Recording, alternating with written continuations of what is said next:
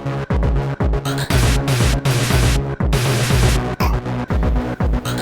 everybody, it's destinygheist. Welcome to the Malifaux unboxing of the Guild's Judgement starter box. We're gonna go through a couple things before we get to the unboxing. I just finished painting all of the Neverborn and the Guild that I've received so far. Thank you for watching the two painting videos. If you want to see more painting videos, let me know. I'll give you a quick look at everything. Wanted to point out what you can do with the Terra clips as well, and then go into a little bit about terrain and making your own terrain before we get to the unboxing. So stay tuned or skip ahead, either way. No shaky hands. Before I get to the Neverborn, here's my army again of Resurrectionists. I did end up finally painting their bases. I decided on this gray color. Here's Karai, Datsubai. I may go over this with my cell phone. I think it's got better graphics, bro. Here is the guild. We are finished. You've seen what we did pretty much in the beginning. We dry brush, we ran washes, we dry brush, we ran washes. After you've got it to, the color and texture that you really want it just goes into fine detail painting and making sure that all the important parts are painted appropriately. Sometimes boldly, sometimes, dry brush style. You got Angel Eyes, her two cronies. I forgot his name already. Anyway, he's the big bad guy. And then here's from the other set. So we've got Faceless Cthulhu. We've got Coppelius. He was easy and a lot of fun to paint. The Dreamer, pretty easy. When it comes to plastic miniatures, like, the detail could only go so far. Sometimes it's a hindrance. Little demon guys, the Alps, and then of course, probably what everyone wants to see the most is Lord Chompy Bits. So, Lord Chompy Bits is like 900% dry brushing. I mean, this is just like, dry brush texture color after dry brush texture color, etc., etc. And then in the very end, painting all the spikes red, making sure his 8 million eyes, kind of popped out. And then obviously his teeth and his tongue. I went really simple with his loincloth. I should probably edit this for children, but anyway, I just went black, and then obviously painted the chains like a silvery, kind of dingy color. The tail, as you remember, fell off in the very beginning of the video, and we've been painting it separately, but we applied the same dry brushing colors and techniques that we did, to his body, so it still matches just perfect. And it's got that kind of like growing color increase towards the end, which came out really cool. It makes it look more vicious, whether it's like he's some sort of, I don't know, tropical crab with brilliant colors, or whether it's like blood-stained, he's a horrible guy. Anyway, yay for Lord Chompy Bits. Next we wanted to talk about Terra clips, just real quick. The only set I own is the Sewers of Malifaux. I want to say at the time I had gotten it from a game shop for $50, and you have to buy the clips to go with it. It does not come with its own clips, and that's what fastens all the parts together. I think it was like somewhere between 15 and 20 bucks. This was a few years ago, so prices may have changed, but I mean, if you look at this, within an hour, I think that's about how much time I spent on it, I was able to come up with this really cool sewer scene.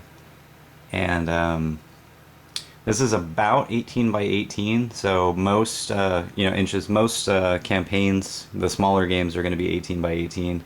There's a lot of higher ground, there's a lot of passages to go through. Anybody that's in Corporeal might have an easier time. I don't remember if 2nd edition you could still go through walls, but I think you can. I'll have to read up on that. Anyway, so that's Terra clips. Action shot for funsies. Here's what a battle could look like if you were using the sewer terrain, and we'll just go all the way around. Lots of places for entanglement. It's beautifully painted, easy to construct. I mean, terra clips are just really, really convenient, honestly. Alright, now let's get into some real terrain and making your own. You know, if you got the money to spend on terra clips and you just, you know, you'd rather just buy it than make it yourself, that's totally cool, totally respectable, equally valid. But if you wanted to make your own terrain, let me show you some stuff. Alright, terrain 101. The first thing you're really going to need is to get a big board. Go to your, you know, lumber store, Lowe's, Home Depot, whatever, and pick up a big board. This one happens to be 24 by 24 inches. Small skirmish size in Malifaux is 18 by 18, but big games you want 3 feet by 3 feet, so that would probably consist of 2 boards. I have 2 boards. I may have used to have played Warhammer. Anyway, that's a long story. So check out what I've done with this board. It's very simple. Malifaux can be really drab, you know, as far as the canon goes, so I've made a very gray sort of landscape instead of your typical green shining fields that you might find in like Warhammer Fantasy. And I've also taken a chisel and just chiseled away at various parts of the board to give it character. Like this, for instance, should represent like a very polluted lake.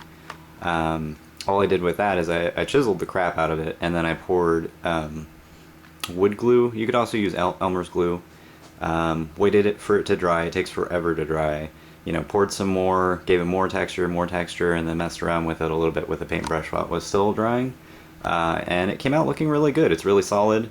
Adds character to the battlefield. I also did a demented yellow brick road, so all of the steps are, you know, kind of like bronze and dingy instead of, you know, shining and perfect.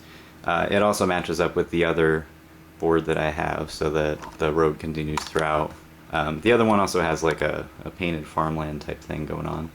But so here's our figures. We put them on both sides just to keep the battlefield a little bit more interesting. But what we're going to do is I'm going to show you some of the simplest things that you can make. I'm not going to make them in front of you, just things that I've already made that probably have seen some wear and tear. The simplest one you can make, I'm assuming I'm in camera, it looks like a box lid, right? And this has come apart, but it's supposed to be taped together, just to add extra support for when there are miniatures on it. So simple, just simple card. Put that right on the table. That kind of, when you're in battle, blocks line of sight, and characters can't, you know, get around it as easy. So I made also very simple, you know, simple, take a ruler, draw it. There. That's how you get up on the battlefield, right? Alrighty, keeping it interesting. And Malifaux, if you remember correctly, is meant to be cluttered, just like whatever the landscape, there should be terrain everywhere, just making it difficult to get by because, you know, that's just how the game goes. This bridge was made with card, construction paper for this part, seen some wear and tear, and then it's mounted on foam board. All of these things you could get at like the dollar store for super cheap, or, you know, Michael's or whatever. You know, that bridge could be passing over this lake right now. You know, and then if you go around the lake, then it's, you know, it's difficult terrain. But let's keep this like this for now. Add more character. Kind of a weird one, but your basic goblin hut. I should probably move this so I can see stuff. There we go. Mounted on foam board, cardboard, construction paper to make the door. There are various textures you can buy that will, you know, really bring character to the building. I had made a bunch of these, so in case we're ever playing in a goblin village, quote unquote. And the last piece of terrain I'll show you that's very simple to make is this one. It's just your very standard hill. It's going to add elevation. It could be, you know, somewhat difficult terrain to get up, add various lines of sight, and all you've got to do is cut smaller sized pieces of foam board, you know, give them character, keep them interesting, chisel away at the sides a little bit. Most of what I do with an X-Acto knife, and simple. You know, you got your man on the hill. I think she'd probably do best on the hill, right? Angel eyes. Okay, so that is pretty much going to cover terrain. Alright, so here we go. We're going to unbox the Guild's Judgement. To me that looks backwards, that's kind of funny. Probably going to have to edit a lot because I didn't pre-open anything. We got one really snazzy piece of foam. I think I've shown you guys before. This stuff is awesome. Use it to spray paint stuff on, paint miniatures, you know, leave them to dry so that the areas don't disintegrate or whatever. Oh, I should show you guys the back of the box. Let's start with that. Maybe that's a spoiler of what's going to be in it, but it's Lady Justice and some Undertakers. Is that what they're called? The Death Marshals. My apologies.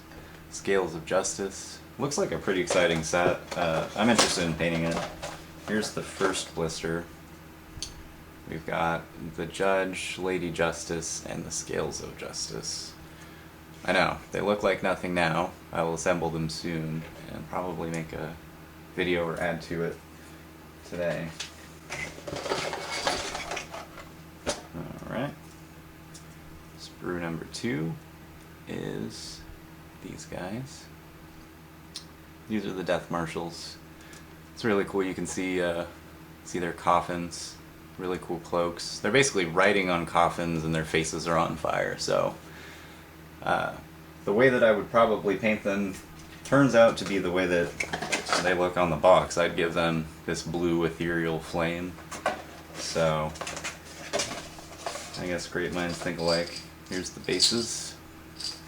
Or is it 33mm or whatever? Small bases. So the last time I did an unboxing video, I didn't really show the cards as much. I think maybe I was worried that like Weird Miniatures is going to come in here and be like, you can't show the statistics for our dudes, people have to buy them, but I don't think that's so bad. It'd probably be better if I read ahead what their statistics are and tell you what I think about them. She's their master of the guild, one of the ones that you can choose, and she when she kills people they don't leave markers, so she's pretty anti-resurrectionist, like no zombies for you or whatever. So that's really good for her. She has 14 wounds, it's ridiculous, really good. And obviously a really good fighter, doesn't need line of sight. Alright, so here's the Judge. He is very medium range guy. He also gets rid of dead bodies. So if you ever had a problem, you needed someone to get rid of dead bodies, go to this guy or her, I guess. Hard to wound, hard to kill. Pretty awesome. Show you the backside a little bit, baby. 10 wounds, not bad. Oh, he costs 9 points though, but he is a henchman. So he can be used in lieu of the master to lead your army, or as a, you know, as a regular crew member. Okay, so the Scales of Justice is pretty much their totem. Can't really take significant actions, but he helps other people activate.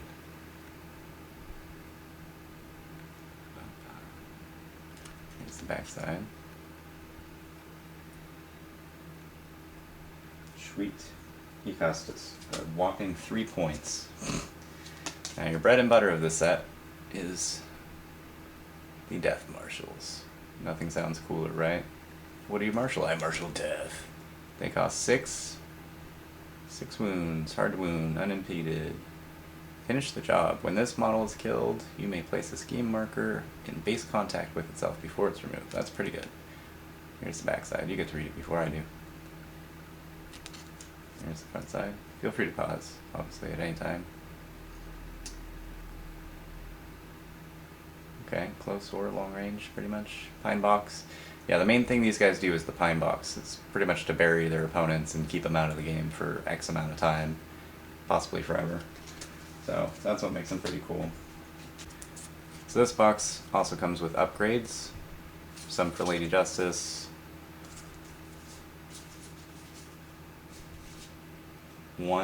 all of these are for Lady Justice, and then one for the Judge, and one for Guild Marshal.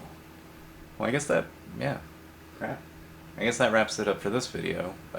It might end up being a lot longer than I wanted, going over terrain and sewers and my paint jobs and unboxing everything. That's going to be a lot of editing, actually. Anyway, I hope you enjoyed this video. We may do another how to paint video now that we've got the, more guild guys, so something like that to look forward to. And I wanted to bring it up that, I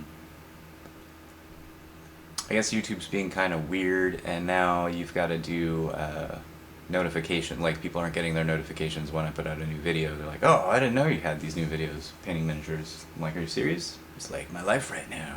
But, so, be sure and click that button so that you get notifications when I make videos. I know, I've been slacking, a lot going on. I mean, I'd say I put a lot of time into painting that last batch. I'll just, I'll put it up to that. That's what it was. Anyway, thanks for watching. Have a great day. We love you. Stay tuned.